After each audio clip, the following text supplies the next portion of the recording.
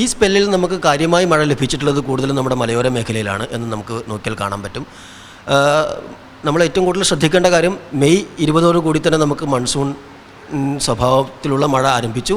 May 24 നമ്മൾ monsoon ഔദ്യോഗികമായി declare ചെയ്തു. അപ്പോൾ അതിൻ്റെ ശേഷം നമ്മൾ പരിശോധിക്കുകയാണെങ്കിൽ വലിയ രീതിയിലുള്ള മഴ നമുക്ക് ഈ മെയ് 20 മുതൽ ഈ ജൂൺ ഈ സമയം വരെയുള്ള സമയത്ത് അധിക മഴ ലഭിച്ചിട്ടുണ്ട്.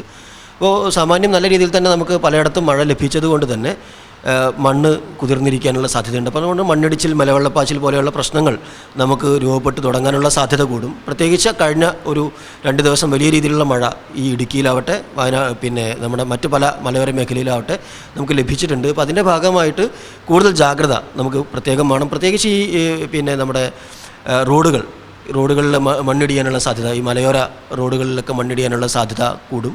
ഇനിയും മഴ തുടരുകയാണെങ്കിൽ, ഇനി മഴ മാറി നിന്നാൽ തന്നെ പിന്നീട് വീണ്ടും വരുന്ന അടുത്ത ഒരാഴ്ച കഴിഞ്ഞ് വീണ്ടും അടുത്തൊരു എക്സ്ട്രീം സ്പെല്ല് വരുന്ന സമയത്ത് നമുക്ക് ഈ മഴയുടെ സ്വഭാവം നമ്മൾ പരിശോധിച്ച് കഴിഞ്ഞാൽ കുറച്ച് ദിവസം മഴ മാറി നിന്ന് വലിയ തീവ്രതയോടുകൂടിയുള്ള മഴയാണ് പിന്നീട് റിപ്പീറ്റ് ചെയ്ത് വരുന്നത്. അപ്പോൾ അതുകൊണ്ട് അത്തരം മഴ അവസ്ഥകൾ ഉണ്ടാകുമ്പോൾ, എക്സ്ട്രീമുകൾ ഉണ്ടാകുന്ന സമയത്ത് നമുക്ക് മണ്ണിടിച്ചിലും ഉരുൾപൊട്ടലും ഒക്കെ ഉണ്ടാകാനുള്ള സാധ്യതയെ മുന്നിൽ കണ്ടുകൊണ്ടുള്ള തയ്യാറെടുപ്പുകൾ നമ്മൾ നടത്തേണ്ടതുണ്ട്. അപ്പോൾ അതുകൊണ്ട് മാത്രമല്ല, നമ്മുടെ ഈ ഡാമുകളുടെയും മറ്റൊക്കെ വൃഷ്ടി പ്രദേശങ്ങൾ വരുന്നത് ഈ മലയോര മേഖലയിലും ഉൾവനങ്ങളിലൊക്കെയാണ്. അപ്പോൾ ഇവിടങ്ങളിൽ വലിയ മഴ ഉണ്ടാകുമ്പോൾ അത് സ്വാഭാവികമായിട്ടും മറ്റു കാര്യങ്ങളെയും, ജലാശയങ്ങളിലെ ജലനിരപ്പ് വരുന്നതിനുൾപ്പെടെയുള്ള കാര്യങ്ങളെ നമുക്ക് ബാധിക്കും. അപ്പോൾ അതുകൊണ്ട് പിന്നെ ഈ കഴിഞ്ഞ ദിവസങ്ങളിലെ മഴ നമ്മൾ സൂക്ഷിക്കേണ്ടതാണ്. ആ മഴയുടെ തുടർച്ചയായി ഇനി ദിവസങ്ങളിൽ കൂടുതൽ മഴ ലഭിക്കുകയാണെങ്കിൽ നമ്മൾ തീർച്ചയായിട്ടും ജാഗ്രത വർദ്ധിപ്പിക്കേണ്ടി വരും.